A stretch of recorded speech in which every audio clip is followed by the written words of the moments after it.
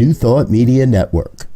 We are a global broadcast network of positive music, media, and entertainment, inspiring humanity's evolution along the journey of enlightenment and creating a world of love, peace, empowerment, and prosperity for all. New Thought Media Network. Positively inspiring.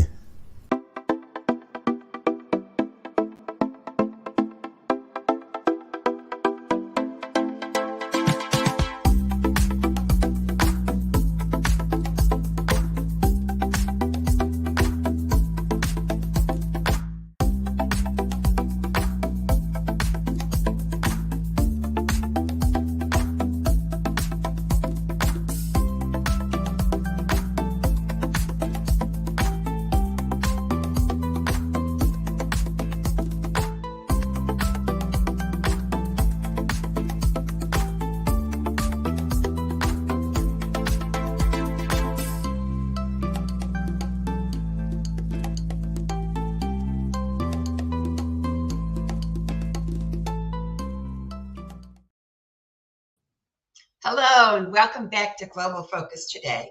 I am Reverend Dr. Sharri Johnson, your host, and we have an amazing guest today.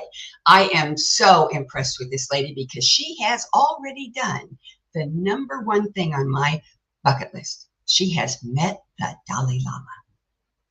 And that's just the tip of her iceberg. Reverend Dr. Carnes has a very varied background, and she gives global ministry the global. Her career has spanned 3 decades and has taken her all the way around the world. And in the company of some of the great minds on the planet, scientists, religious leaders, and cultural icons. She's participated in 3 synthesis dialogues with His Holiness the Dalai Lama and other world leaders in Italy and India. Talk about going around the planet. She helped plan the 2014 Awaken World Film Festival in Santa Barbara, the Gandhi King Peace Train, oh, I'm so jealous of that one, and several New Thought conferences. Her service to International Centers for Spiritual Living included being the Director of Education and a member of the Board of Directors. She's written for Creative Thought and Science of Mind magazines, and Morehouse College, the alma mater of Dr. Martin Luther King Jr., inducted her into the MLK International Board of Preachers in 2000. She's the author of 3 books, and on top of that, she has a daily blog called Living Consciously, which serves as inspiration for thousands of people all around the world. Her latest book is called Emerson and New Thought, and it was published by divorce, but it is available on Amazon. I already checked. So please help me welcome Reverend Dr. Carnes. Yay! Thank you so much for saying yes. Yay!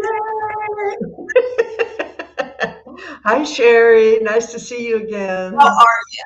Thank you. It's good to be seen, and it's wonderful to have you here. I'm just so jealous. You know, that as soon as I got to the Dalai Lama part, I went, oh, man, this is what I want to be when I grow up, if I ever do actually grow up. I'm not sure it's really possible to grow up. I think we just keep growing out and out and out. Yeah. Well, the out and out is coming true. No. I meant consciousness out and out. I don't want to have to buy more clothes, so I'm not willing to grow my body anymore. Well, but I want to know the Dalai Lama were pinch me moments, you know.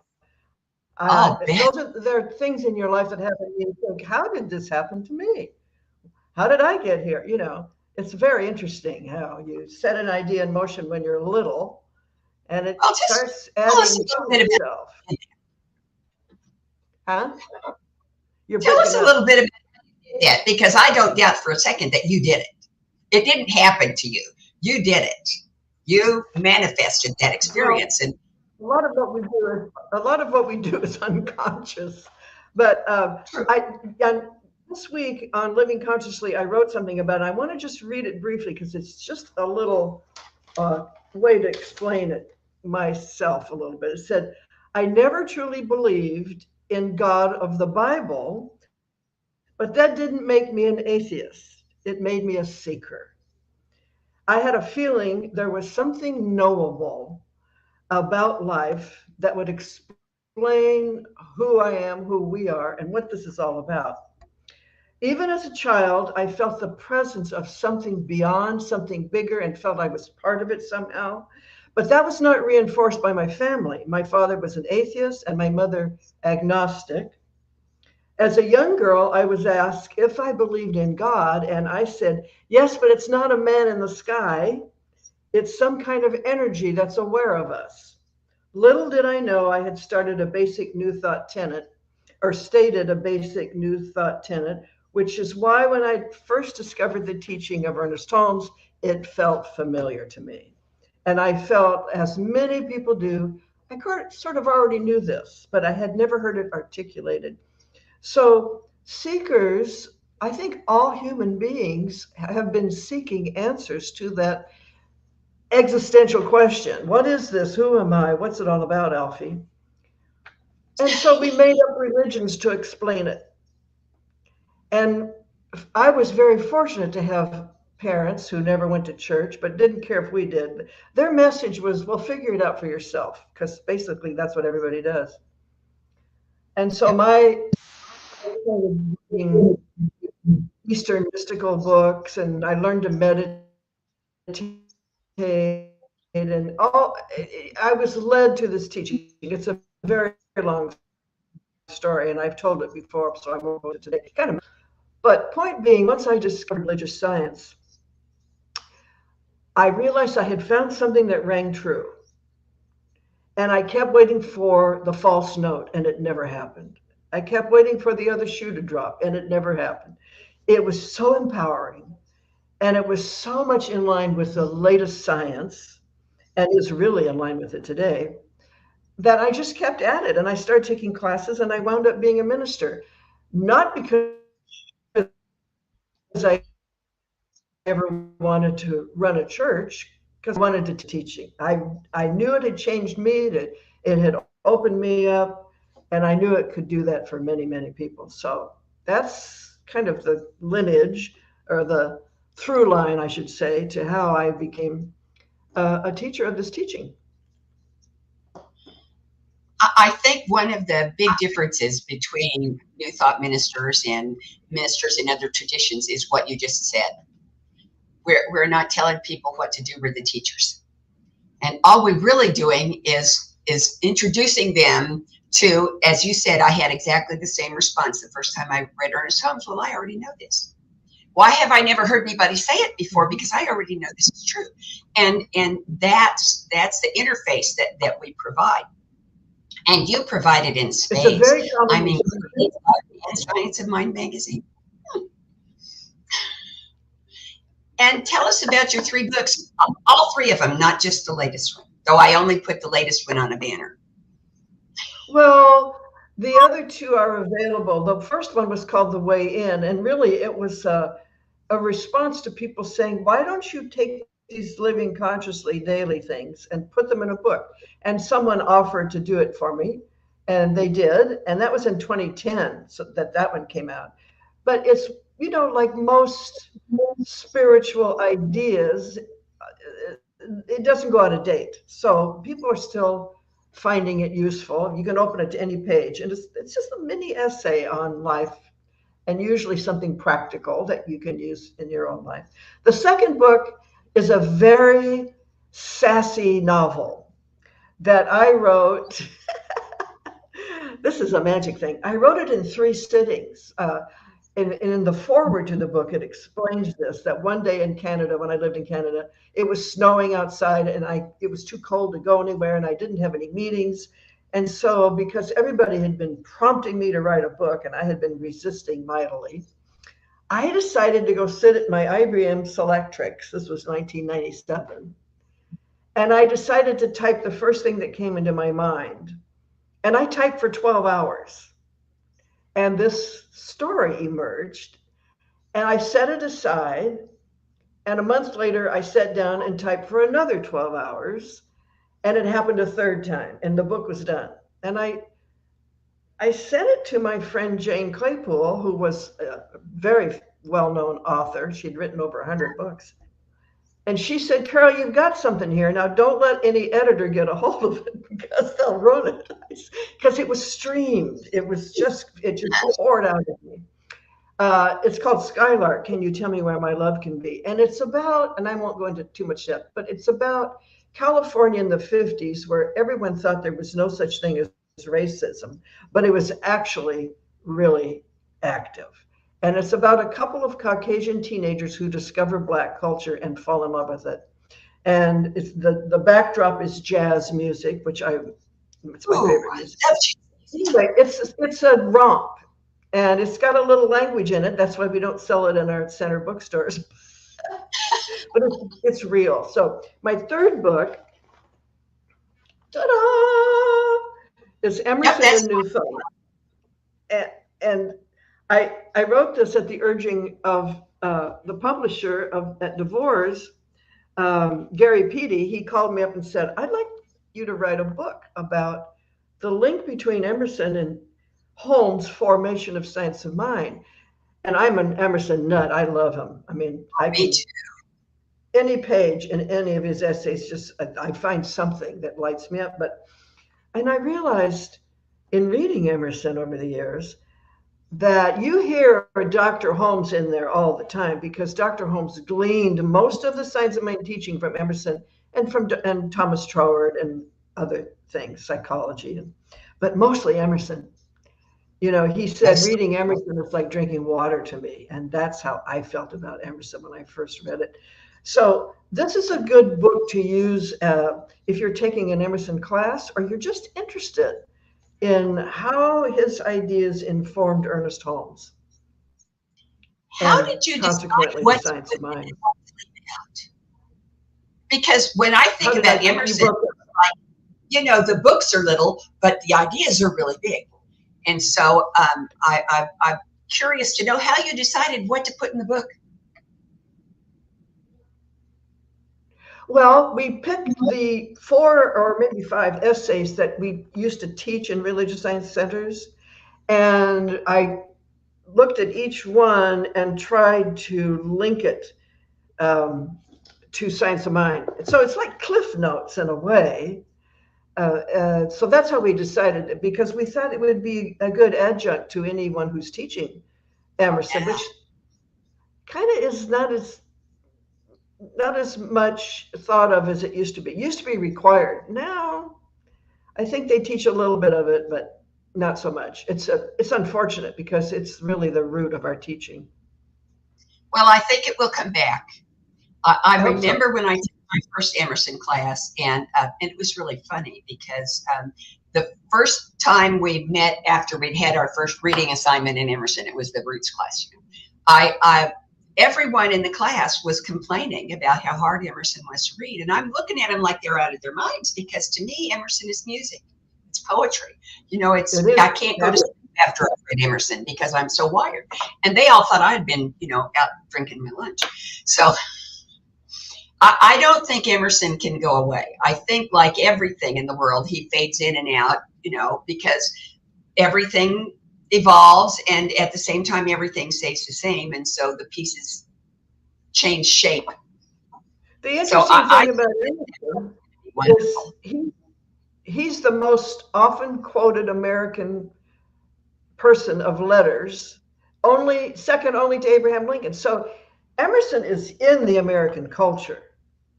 I mean, it is definitely an American point of view. Only a little deeper than the American point of view these days. But back in his time, he was the voice of reason. He was the voice. And he's also a mystic. So it's the combination of the two. Yes. I love him. So what was the biggest challenge you had in creating that book? Creating that book? Mm-hmm. I didn't have any challenge. I did it the same way I did the other one. I just started writing. And typed. Okay, I like it. So what you did was channel the book through your typewriter. I don't believe in channeling. I channeled my own wisdom and knowledge, because I had been studying him for 40 years. So it's all in there. It's like if you ask a ballerina to talk about ballet, she could talk for 4 days probably. or a musician can talk about music because it's embodied. Yeah. So I had so embodied Emerson, and I don't mean to the point I'm an Emerson scholar. I'm not. I have friends who are, though, but I'm not. But to the point, I could explain it to other people. I could help people see the value of reading Emerson. And I think that's what you have to be if you're a minister teaching it. You have to be in love with it yourself. Because I've had students say the same thing. I just can't get it. And then after they take my class, they say, I get it. Because you present it as poetry. It's not a linear word by word. You get the flavor of it. Oh, he's so alive. Anyway. And, There and, are, not from the bio information that I got, but from listening to you talk, that you've been doing a daily blog for 14 years. oh, it's longer now. I started in 2005. Oh my heavens, almost 20 years. Yeah, every day. And you never run out of things to say. This is pretty amazing. I don't know if it's amazing or not, but no, I never run out of things to say. And if I can't come up with something immediately, I open Emerson. And the other guy I love. I love that. I was going to say, the other one I love is Marcus Aurelius. I quote him a lot too. That guy, he was a Stoic, but he had some great ideas. Anyway, I'm sorry, I talked over you. What were you going to ask me? That's okay. I was just going to say, it sounds to me like writing is pretty much like breathing for you. And so we should be anticipating more books coming down the pike. And I'm just curious if you have any idea what they're going to be. I have an idea for one. It's cooking. And where can I get that sassy novel? I'm sorry, what? And where can I get that sassy novel? You can get it on Amazon. You can buy it directly from the publisher. It's a self-published book. Lulu.com, and just put in my name and Skylark, because there are other books named Skylark. Mine is Skylark, Can You Tell Me Where My Love Can Be? Okay, I have to read that book. That's just all there's to it. Most women love it. And are you thinking about writing any more novels, or are you just going to focus on spirituality and consciousness? I think in today's world, spirituality and consciousness really needs to be out loud and spoken. And the other thing is, I work by inspiration. I don't really plan things. I don't have goals. I just something occurs to me and I'll write about it. I've kind of trained myself to do that, I guess, over the years, but it's just my nature.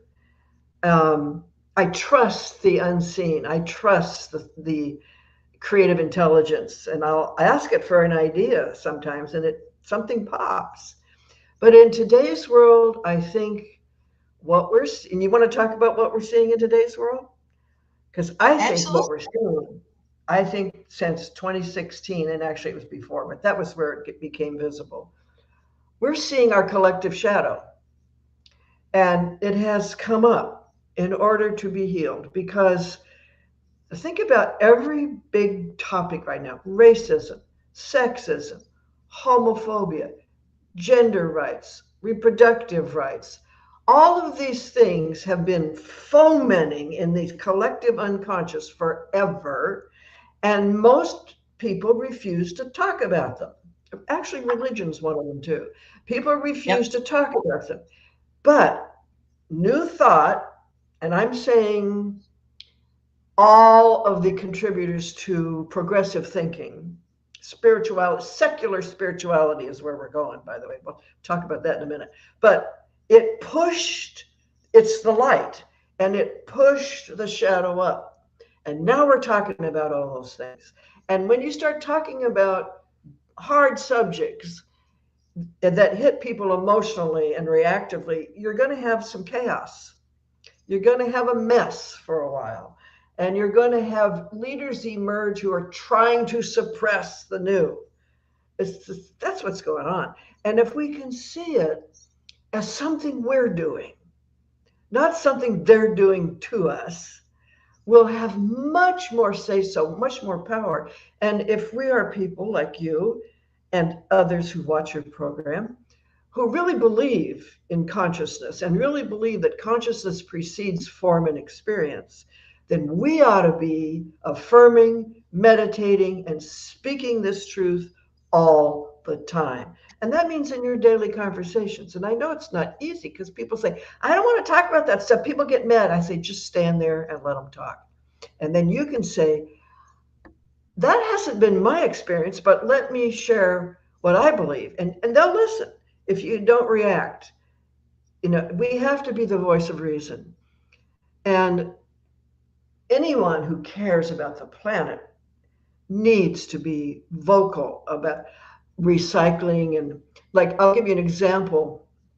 We just got a recycling bin in our apartment complex. It's not something they do for apartments. They do it for residences. But we finally got it. We got one for organic and one for recyclables. And I'll be darned if people aren't pouring all the trash in the organic one. And I went to the office the other day and I said, you need to communicate this better. People don't know what that means.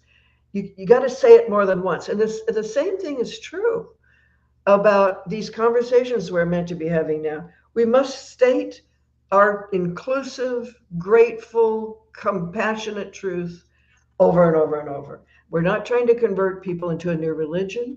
We're trying to empower humanity to awaken to its own spiritual truth and what could come from that. Imagine, John Lennon said it, no religion. What would happen if we didn't have superstition and dogma running things? What would happen if people weren't bowing down to outer powers, but were turning into an inner power?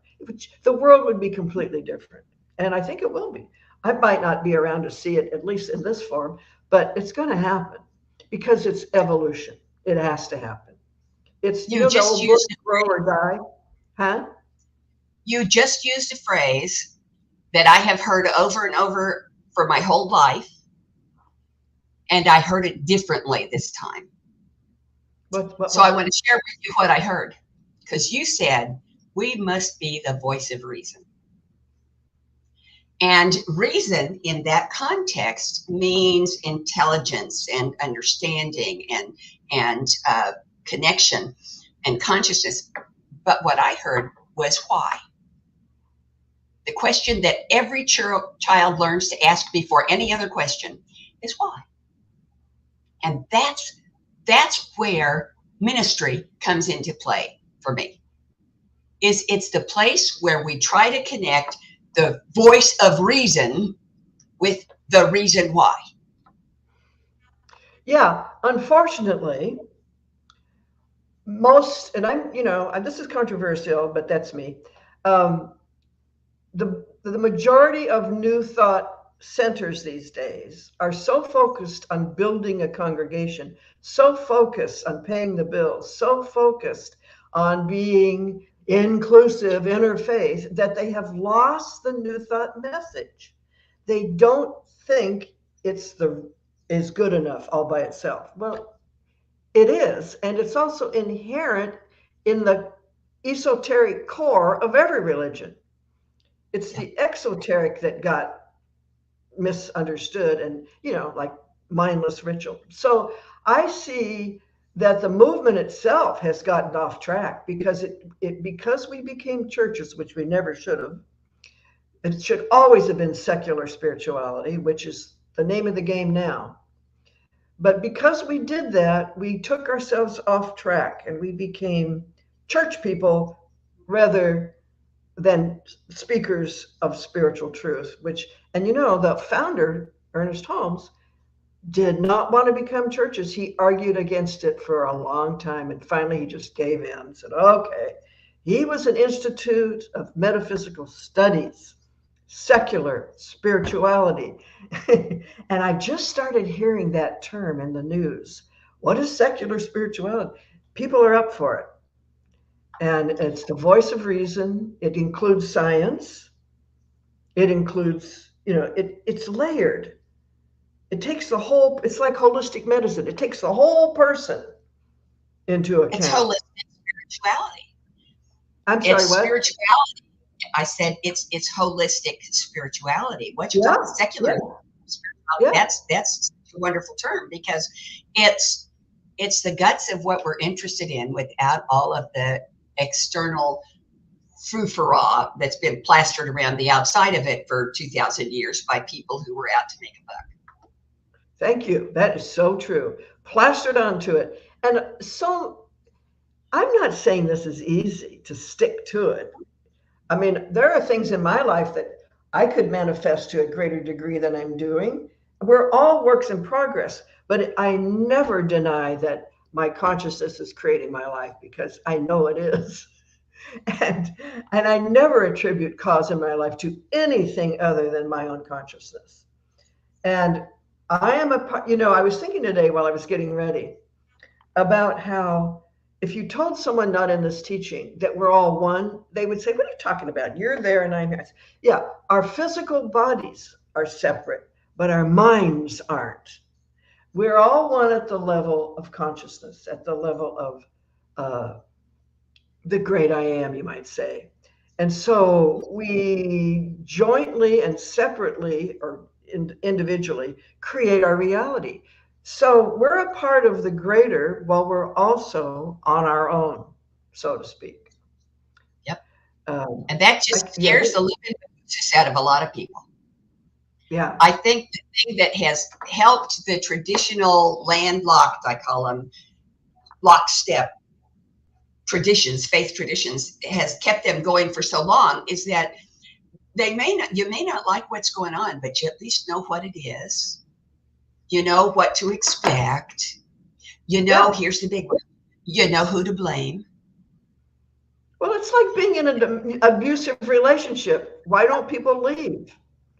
Well, They don't because know they're they codependent. can. They're afraid. What do I do with the kids? What do I do for money? I've seen too many women stay in really abusive relationships because of they were have their bills paid. And it's understandable, but it's not the only option. That's the Yeah. thing. And oddly enough, probably I should put quotes around oddly enough. That's why those are the people who most need to hear about secular spirituality I know because years they ago are so when I far away from we are all one that they're in that there's the rest of the world and here's over me over here by myself all alone with no one to look out for me. And bridging that gap is not something large organizations can do. It's something that has to be done one person, one heart, one mind at a time. yeah, it has to be and teachers who are really wanting to awaken people through the teaching. Not that the person does it, but through the teaching. Um, like I said, people back down too easily when they're challenged and they won't stand and stick to it.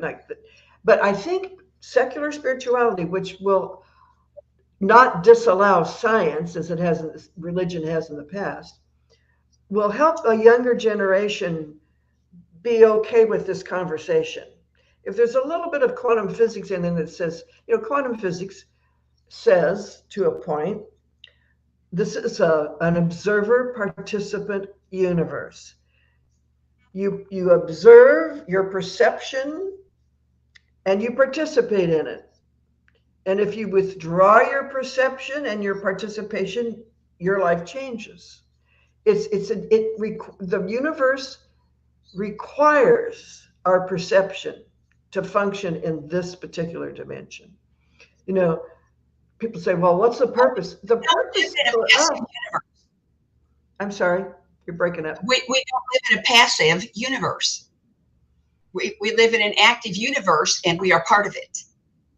It's And forever becoming. that's not something that ever got taught when I was in school. It never got taught Primary. anywhere except New Thought and some of the Eastern mystical traditions, which even they got a little bit subsumed by ritual but Well, of course. yeah. The Dalai Lama said religion is cultural, that it comes out of the people, and he said about our teaching, he said it's the closest thing to Tibetan Buddhism I've ever seen.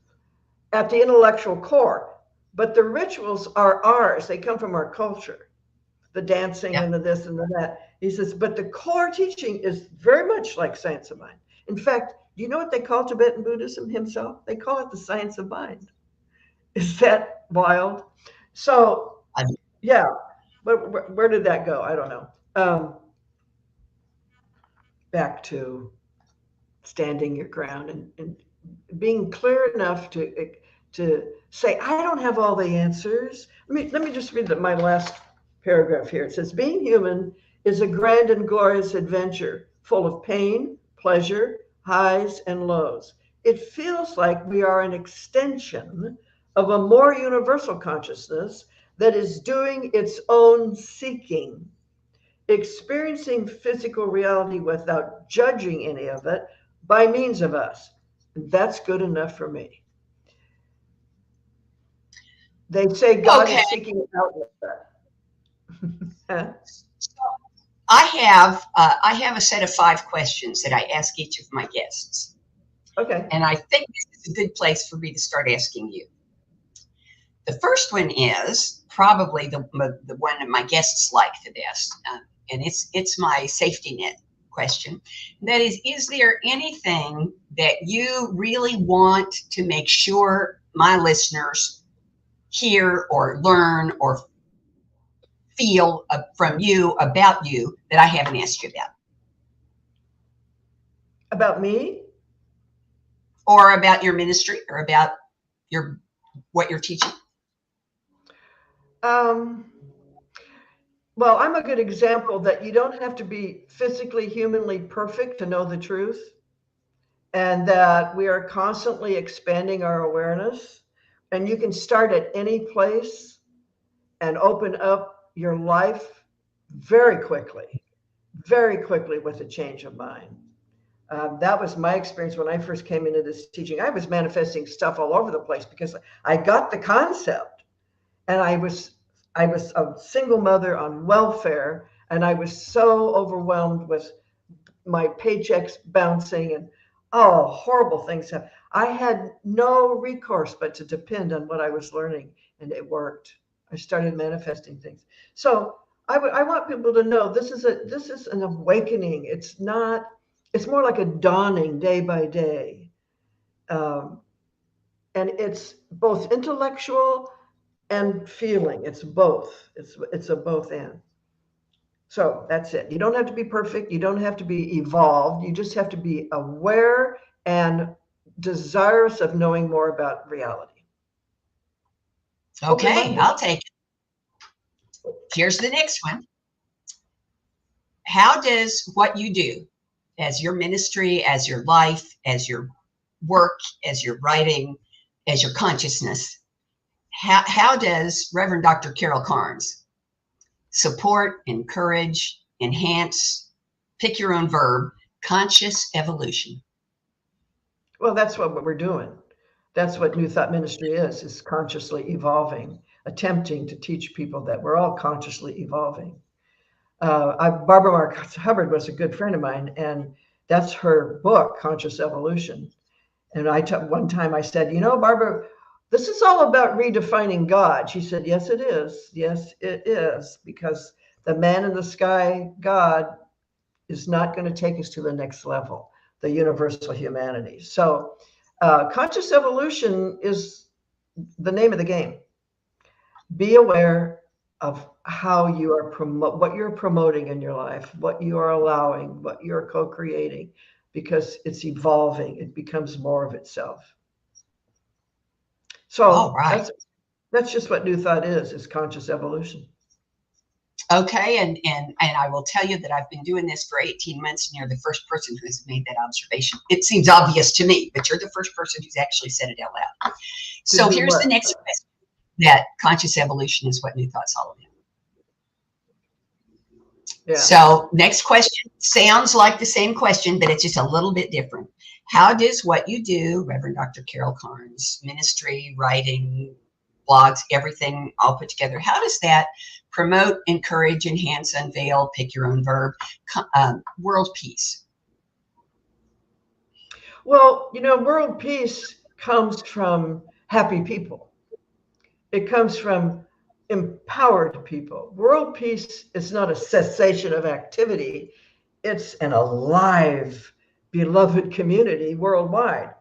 It's a respect for one another, for difference, for diversity, for the planet. So that's what we teach. And it starts with each individual. So how my ministry hopefully has, people tell me they get something out of my writing, that it tweaks something in the, see, I'm of the opinion that everybody already knows this stuff. And I'm of the opinion that we were born knowing it, and we were born joyful, and we got talked out of it and programmed out of it, and brainwashed out of it. But that when there's an old saying, the mind knows the truth when it hears it. And so when people hear the truth expressed clearly, without bias, just say it out loud, they go, oh, what does that mean to me? That sounds familiar. That makes sense. And that's what I attempt to do with my writing and everything else I'm doing, is quicken that in people that I know is already there. I have believed from when I first discovered New Thought that human beings are born knowing everything they need to know, because there's only one mind. And when a baby is brand new, they haven't had a chance to erect a barrier between the little mind and the big mind. And then the process of humanization, the process of socialization piles all kinds of crap, let's face it, crap, on the outside of that perfection. And sometime later, if you're really lucky in your mid-20s, sometimes later than that, you realize what's happened, and you spend the rest of your life peeling all that guck off to get back to the perfection you already knew was there. Yeah, they say in the East that women usually start their spiritual awakening in the early 30s, and men in their 40s. Well, we always are ahead. Well, doesn't it? It does, because they just to show them. Look at Myrtle Fillmore, for heaven's sake. So here's my next question. This is usually the favorite one, because you get to use your imagination. You might want to close your eyes, because what you're going to do is you're going to describe for us, under the premise that everything goes exactly the way you want it to go. Every little detail, every encounter, every relationship, every event, everything goes exactly the way you want it to go. 10 years from now, what does Reverend Dr. Carol Carnes' ministry look like? Well, hopefully I'll still be alive. I don't know. I'm 83 years old. So who knows? I'll tell you what I want. Not for me personally, but for the world. We have got to have the divine feminine be valued as much as the divine masculine. Everything that's going on in the world today that's negative is a result of unleashed masculinity without the balance of the feminine. And that's a recipe for toxicity and violence and crime and lack and greed. All of those things come from masculinity that is not in balance with femininity. And that doesn't mean it's men's fault. It means that power has pushed the males who represent masculinity to the forefront and left the female who represents feminine subjugated to terrible abuse. But the truth is, each of us has both of those. In the one version in the Bible, it says, let us create them in our image and likeness. Masculine and feminine are the two energies of being. And when you live without one or the other, you're way out of balance. And the world right now is way out of balance. And what we're seeing is toxic masculinity at its worst. So the rise of the feminine. And the feminist movement, I got to go off on my soapbox a little bit here. It was never about women playing football or not. Fine if they want to. It was always about having a voice at the table.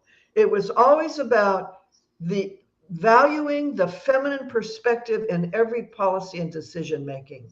We have never been at the table. And the women who pushed the ceiling a little bit usually had to become more masculine in order to even be in the room, because the feminine aspect was ridiculed, it was laughed at. There was a thing on Facebook the other day where somebody asked, what is it you really want the answer to? And I wrote, why are men so afraid of the feminine? It's a good question. Yeah. And it's led to homophobia. Oh my God, it just goes on and on. It's led to the Roe versus Wade thing. It's led to all the problems that women have in relationships. So what I want in 10 years is I want the masculine and feminine to be completely equally valued and be the powers that are creating the world that we all share.